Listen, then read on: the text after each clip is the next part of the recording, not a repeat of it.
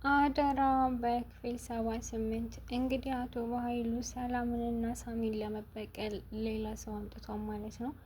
እንግዲህ በኃይሉ እንደሚታወቀው የዳግምን አባት የገደለው እሱ ነው። ከዚህ በፊት እንግዲህ ብዙ ወንጀሎችን ሰርቷል። የጆን ወላጆችንም የገደላቸው እሱ ነው። ግን አሁን ላይ ጆ ትልቅ ሰው ሆኖ አሁን ላይ ጆ ያስፈልገኛል፣ እነዚህን ሰዎች ለመግደል የሚያስፈልገኝ ጆ ነው፣ ያን ጀግና ልጅ ያስፈልገኛል ብሎ ደውሎ ጠርቶት ነበር ጆን። ጆ ደግሞ የወላጆቹን ገዳይ ማወቅ ይፈልጋል። ስለዚህ ይህን ነገር ደግሞ ማወቅ የምንችለው ከበኃይሉ ብቻ ነው፣ ምክንያቱም ያሳደገኝ እሱ ነው ብሎ ነው የሚያስበው። በኃይሉ እንግዲህ ይህን ነገር ተጠቅሞ የእናትና የአባትን ወላጅ ማለት የእናትና የአባትን ገዳዮች ልነግር ነው እና እሺ እስካሁን ድረስ ታግሻለሁ፣ እኔ ራሱ እሱን ለማወቅ ነው የመጣሁት ሲለው ማለት ነው። በፎቶ እንግዲህ የሰላምንና ሳሚን አሳይቶ ይህን ሳሚ ነው የወላጆች ገዳይ፣ አስገዳዩ ደግሞ ይችናት ብሎ የሰላምን ፎቶ ነው ያሳየው ማለት ነው። ግን ራሱ ነው ገዳዩ። ልጁ ፎቶውን ካየ በኋላ ወደዛ ዙሮ ማለት ነው እንደዚህ ታደርገኛለህ ብዬ አስቤ አላቅም ነበር ጋሼ፣ እንዴት ተዋሸኛለህ ማለት እኔ የምታይ እንደ ወንድም ልጅ ይመስለኝ ነበረ ማለት እኔ እንደገደልኳቸው ማን ነገረ ብሎ ስለቱን ሳብ አድርጎ ሊወጋው ሲል ማለቴ እንዴት እህትህ እንደሆነች የወላጆች ገዳይ እስከዛሬ ድረስ ደበከኝ ስለሆነ ነው እንዴ? እኔ እኮ እንደገደልኳቸው ያወቅብኝ መስሎኝ ነው ብሎ በውስጡ ማለት ነው ስለቱን ወደሱ መልሶ አስቀመጠው። ከዛ ጆ ዞር ሲል እንዴት ግን ይህን ሁሉ ጊዜ ልትዋሽ የቻልክ? ማለት ለምን አልነገርከኝም? ያልነገርኩህማ ያው ጊዜው ስላልሆነ ነው ታውቃለህ እንጂ እነግርህ ነበረ። አሁን ግን ጊዜው ነው። እኔ እነዚህን ሰዎች ለመግደል ብዙ ጊዜ ሞክሬ ነበረ፣ ግን አልተሳካልኝም። ስለዚህ አንተ ታደርገዋለህ። እኔ ግን ያሳደግከኝ እኮ እንዲሁ እንደ ወንድም ልጅ የምታየኝ ይመስለኝ ነበረ ሲለው ጆ ማለት ነው። እና እኔ ያሳደግኩ ለምን ይመስልሃል? አያቶቹ ጋር እንድታድግ ማድረግ ችል ነበረ፣ ግን እኔ ማድረግ የማልችለው ነገር አንተ እንድታደርግልኝ ፈልጌ ነው ያሳደግኩ እያሉ ነበር በኃይሉ ማለት ነው። ጆ አልነቃበትም እንጂ በኃይሉ በጣም መሰሪ ሰው እንደሆነ ያስታውቃል። ምክንያቱም መጠርጠር ነበረበት። ሳሚ እንግዲህ በሱ እድሜ ነው ያለው፣ ገዳይ እነዚህ ናቸው ሲለው መገመት ነበረበት። ምክንያቱም ሳሚ የሱ ሰባ ነው፣ የሱን ወላጆች ሊገል አይችልም። ሰላም ደግሞ የዘጋ እህቱ ናት። ለምን እንደዚህ እህቱን አሳልፎ ሰጠ የሚለውን ነገርም ማሰብ ነበረበት። ግን እሱ ዝም ብሎ ተቀብሎ እንግዲህ አንዳንድ ሰዎች ሰዎችን ለመበቀል የሚያስቡ ሰዎች አይናቸው የተያያዘ ነው ማለት ማስተዋል አይችሉም። ጆብ እንደዛ ነው የሆነው። እሺ በቃ አሁኑኑ ሂደህ ስራን ትጀምራለህ። ከዛ ቤት ገብተህ ያለምንም ጥርጣሬ እኔ ከዚህ በፊት ልጅ እንዳለኝና እሱን ፍለጋ ሂዳ ነበር ሰላም። ስለዚህ ሰላም ጋር ሂደህ እኔ የበኃይሉ ልጅ ነኝ ብለህ ትታወቃታለህ። ለምን ግን እንዴት አጠረጥረንም ሲለው አይ አጠረጥረንም፣ ምክንያቱም ይህን ታሪክ የምናውቀው እኔና እሷ ብቻ ነን። ስለዚህ አምና እንደምትቀበል እርግጠኛ ነኝ። እሺ በቃ ግን እኮ እንደገባ ሁሉንም ጨረሻ መውጣት ትችል ነበረ። አይ ሞኝ ነህ እንዳንተ፣ እንደዛ ማድረግ አትችልም። እኔ ሲጀመር እንደዚህ ለማድረግ ብዙ ጊዜ ሞክሬ ነበር፣ ግን አልተሳካልኝም። ገደልኳቸው ስል በስተመጨረሻ መልሰው አገኛቸዋለሁ። ስለዚህ እንደዛ ማድረግ አትችልም። ተግባባቸውና ቀርባ ከዛ በኋላ ሁሉንም በአንድ እግር ትጨርሳቸዋለህ ብሎ በኃይሉ እንግዲህ ወደ ሰላም ቤት ልኮታል ማለት ነው። ጆ እንግዲህ ወደ ሰላም ቤት ሄዶ በሩን ሲቆረቁር የከፈተችለት ብሌን ነበረች እና ማንም ምን ፈልጋ ነው?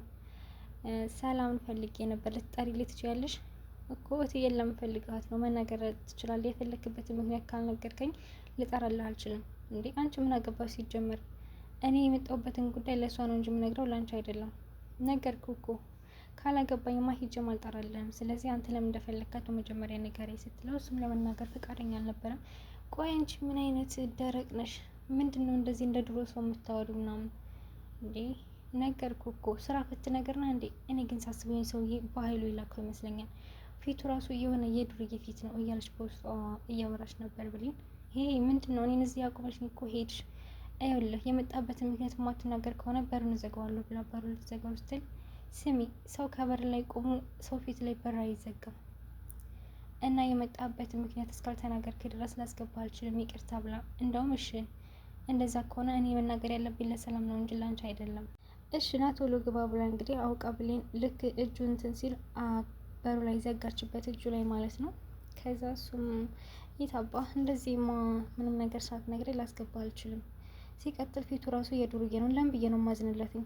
እሰይ እንኳንም በሩ ዘጋውበት እጁ ላይ እያለች ስትል፣ በኃይሉ ደግሞ ብሌንና ጆ ሲያወሩ እያያቸው ነበር። እንዴ ምን አባታችሁ ነው የሚያወሩት ይህን ሁሉ ሰዓት? ብቻ እሱም ፍቅር ይዞት ከብሌን እቅዴን እንዳያበላሸው እያለ ነበር ማለት ነው። ከኋላ ሆኖ ልክ በሩን ስትዘጋበት ሄድና ምንድን ነው? ምን እያወራች ነው የሁሉ ሰዓት? በስርዓት አታወራትም እንዴ? በስርዓትማ እያወራት ነው። ልጅቱ የሆነች አስተዋይ ነገር ናት፣ ነቅታብኛለች። ወደዛ ጠላትን አታደናንቅም ነው እያሉ ነበር። በኃይሉ ማደናነቅ እኮ አይደለም፣ ግን ልጅቱ በጣም አስተዋይ ናት፣ ጠርጥራኛለች መሰለኝ። አሁን እንዴት ነው የምትገባው? ማለት ያው በሩን ዘጋችብህ እኮ። ከእንግዲህ በኋላ እንዴት ነው የሚሳካልህ? ግድ የለም ጋሽ፣ እኔ እንዴት መግባት እንዳለብኝ አውቃለሁ። እኔ ልጅን አታውቀኝም ማለት ነው። እና በየት ልትገባ ነው? በአጥር ዘለ ልትገባ ነው? ግድ የለህም ብሎ እንግዲህ ሂዶ በሩን በሆነ በሽቦ ነገር ከፍቶ ገብቶ ከዛ ብሌንና ሰላም ደግሞ እያወሩ ነበር ከውስጥ መጀመሪያ ላይ ብሌን ሳትሄድ በፊት ማለት ነው። ሳሚ ግን እያደረግ ያለው ነገር ጥሩ ነው? ምን ነው ሰላም? እያልገባኝም ማለት የምታወሪው ነገር እየገባኝ አይደለም። አሁን ሳስበው ብሌን ካንተ ፍቅር እንዳይዛ ትፈራለሁኝ። እና ቢይዛ ምን ችግር አለው? ማለት ከኔ ይበልጥ ዳግምን ስለምትወጁ ከኔ ፍቅር እንዲዛት አትፈልጊም ነው? እንደዛ አይደለም ሳሚዬ። እና ምንድን ነው በአዲሱ ማንነት የተማርካ ብሌን ካንተ ፍቅር ይዟት በኋላ ከሁለታችሁ አንዳችሁን ለመምረጥ ትቸገራለች። እኔ ደግሞ ብሌን ልጅ እንድትጎዳብኝ አልፈልግም። ማለት ካንተ ፍቅር ቢይዛት ራሱ ከዳግም ጋር መርሳት አትችልም ዳግምን። ምክንያቱም በብዙ ነገር ነው እሷና ዳግም የተሳሰሩትኝ፣ በፍቅር ብቻ አይደለም ብላ እየነገረችው ነበር። ግን ሰላምዬ ልጅ ነው ያልሽው? አዎ ልጄ ብሌን ባልወልዳትም እንደ ልጅ ነው ማየትኝ። ስለዚህ እሷ እንድትጎዳብኝ አልፈልግም። ግን እኮ ብሌን ያንቺ ልጅ ናት ሌላ ሲል ብሌን እንዳጋጣሚ መጣች ማለት ነው። ምን ሆነሽ ነው ልጅ እንደዚህ የተቆጣሽው? ምንም አልሆንኩም። ምን ማለት ነው ምንም አልሆንኩም? ተናደሻን እኮ።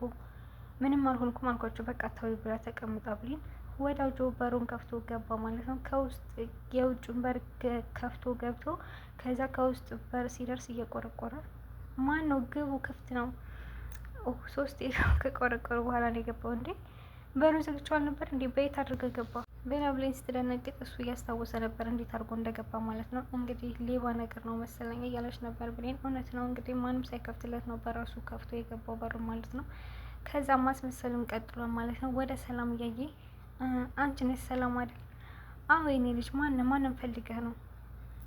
አክስቴ ነሽ ምናምን ብሎ ሂዶ ከሰላም እግር ወደቀ ማለት ነው። አውቆ በጣም እያለቀቀሰ እያስመሰለ ነበረ። የኔ ልጅ በእኔ በኩል አክስት አይደለሁም፣ ተሳስተ እንዳይሆን። አይ በፍጹም አልተሳሳትኩም። ከዚህ በፊት የወንድምሽን ልጅ ፈልገሽ ሀዋሳ መጥተሽ ነበረ። ከዛ እኔ ደግሞ በእናቴ ሆድ ውስጥ ነበርኩኝ እና ከአባቴ ይልቅ አንቺን ፈልጌ መጣሁ እያለ እንግዲህ የውሸት ታሪኩን እያወራ ነበር በማስመሰል። እና ስለፈለግሽኝ አመሰግናለሁ። አሁን የመጣሁት አንቺን ፈልጌ ነው። ምንም አባቴ ቢጠላኝም ግን አንቺ ፈልገሽ ስለመጣሽ አመሰግናለሁ። እንዴ አንተ ነህ እንዴ? እኔ ማመን አልችልም። እስካሁን ድረስ በህይወት አለህ እንዴ? የሞትክ መስሎኝ እኮ ነው ብላ እንግዲህ ሰላም ደግሞ የዋናትኝ አምና ተቀብለዋለች ማለት ነው። የመጀመሪያው እቅዴ ተሳካልኝ እያለ ሳሚና ብሌን ደግሞ ይህ ልጅ ምንም አላማረኝም፣ ይህን ፊት ከዚህ በፊት ማውቀው ይመስለኛል፣ ግን ከየት እንደማውቀው አላውቅም። ግን የባህሉ ልጅ ይመስልሻል? አይ ሳሚ አይመስለኝም።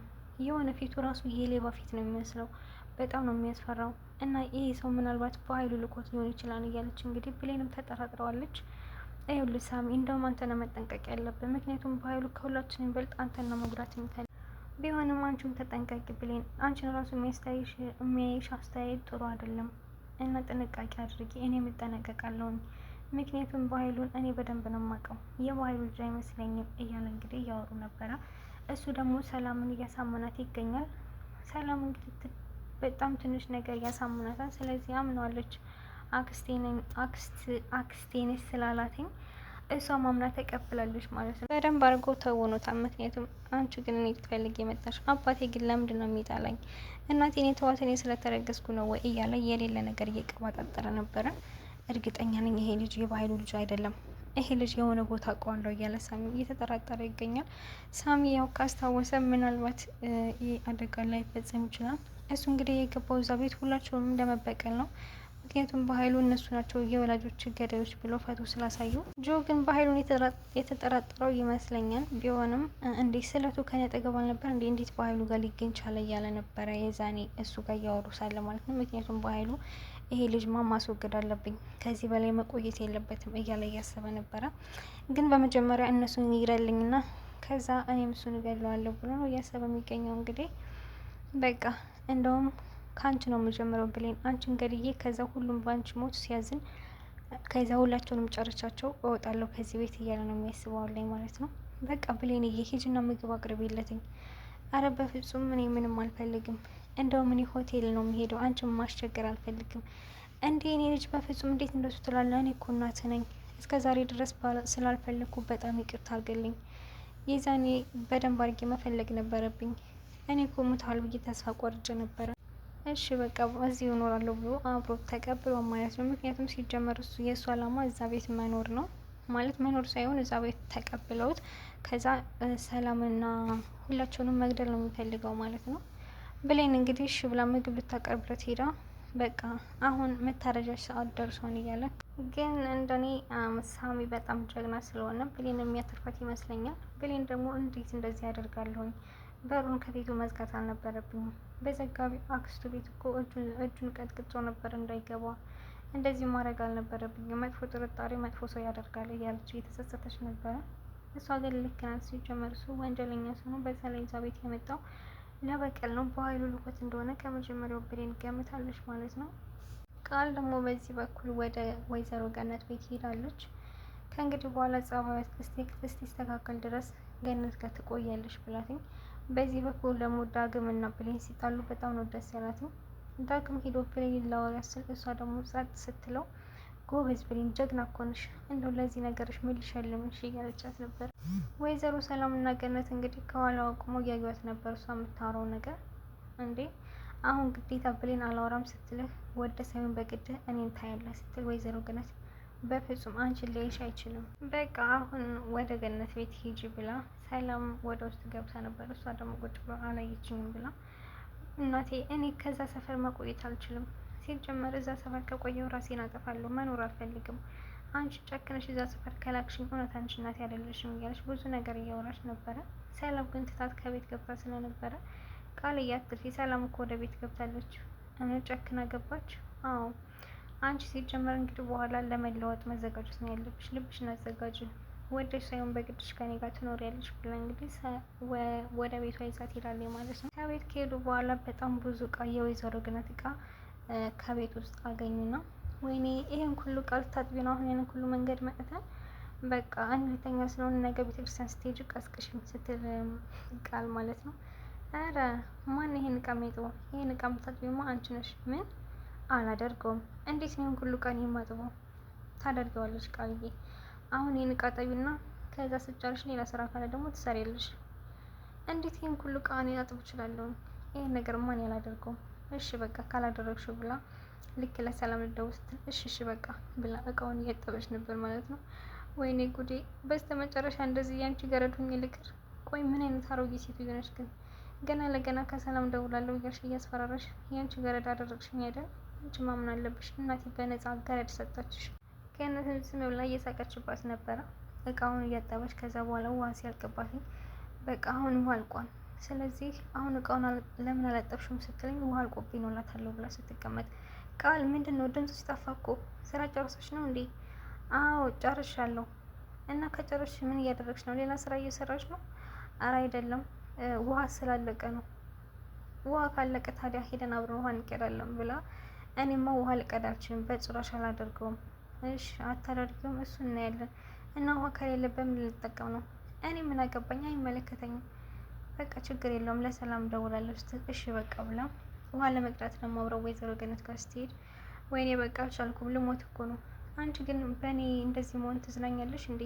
ወገቤ እኮ ተሰበረ፣ ከመጣሁ አንስቼ እየሰራው ነው። ይኸውልሽ ቃል አንቺ አሁን እንደዚህ ሻም ተሸክመሽ ከምታማረሪ ዝም ብለሽ ብትሄጂ ነው የሚሻልሽ። ምክንያቱም ምንም አማራጭ የለሽም። ሲጀመር አንቺ በጣም መጥፎ ሰው ነሽ። እናቴ ብትሆኝ ኑሮ ማለትም እኔ ልጅሽ ብሆን ኑሮ እንደዚህ አታደርጊም ነበረ። ኧረ እባክሽ ብሌን ከአንቺ በላይ ነው የምትሸከመው። አንቺ ግን ያው ሸክም መሸከም አትችይም። ስለዚህ ቁመሽ ከምታማረሪ ብትሄጂ ነው የሚሻልሽ። እሷም እንግዲህ አማራጭ ስለሌላት እሺ ብላ እየታዘዘች ትገኛለች ወይዘሮ ገነትን። በኃይሉ ደግሞ የወይዘሮ ገነት ጓደኛ በዚህ በኩል ከዚህ በፊት ሊተኩስባት ሲል ወይዘሮ ገነት ላይ እሷ ናት ያስጠራቻት። አንቺ አሮጊት አንቺ ነሽ ሊተኩሽብኝ የነበረው ዛሬም አልለቅሽም ብሎ እያስፈራራት ነበረ። እንግዲህ ገነትና ቃል እንደሚደርሱላት ተስፋ እናደርጋለን። ምክንያቱም አሁን ላይ ተቀይራለች። ያው የሰው ልጅ ስህተት ይሰራን፣ ከስህተት ደግሞ ይመለሳል። ከዚህ በፊት እንግዲህ ለገንዘብ ብላ የዘጋ ጓደኛዋን ለባህሉ አሳልፋ እየሰጠቻት ነበረ። በስተ መጨረሻ ግን በኃይሉ ገለጽ፣ እስኪ ዛሬ እንኳን ለጓደኛዬ ጥሩ ነገር ላደርግላት ብላ በኃይሉን በሆነ መትተው ከዛ ገነትን እንዳይገላት አድርጋ ነበረ። ገነት ግን ይህን ሁሉ ነገር እንዳደረገችባት ስትሰማ እንዴት እንደዚህ ታደርጊኛለሽ? ማለት እንዴት ለባህሉ አሳልፈሽ ትሰጭኛለሽ? እንዳንቺ አይነት ጓደኛ የለኝም፣ ከእንግዲህ በኋላ ካጠገቤ እንዳደርሽ ብላ አባራት ነበረ። እሷም እንግዲህ ጓደኛዬ ልክ ነሽ፣ ምን ብታደርጊ ለእኔ ይገባኛል ብላ ርቃትኝ ተቀይራ ነበር። አሁን ደግሞ በኃይሉ ድጋሚ ችግር ውስጥ አስገብተናል ማለት ነው። አደራ በክፍል 78 በክፍል 79 ይመስላል። በክፍል 80 እስከምንገናኝ ድረስ ጨርሰንብቱ